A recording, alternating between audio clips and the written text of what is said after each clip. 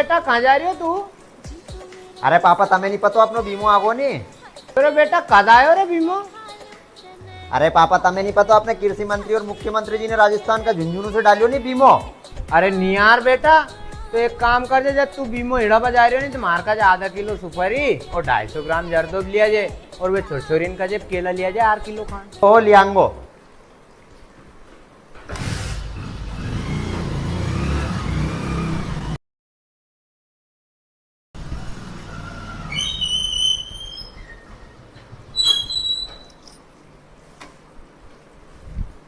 आगो दिख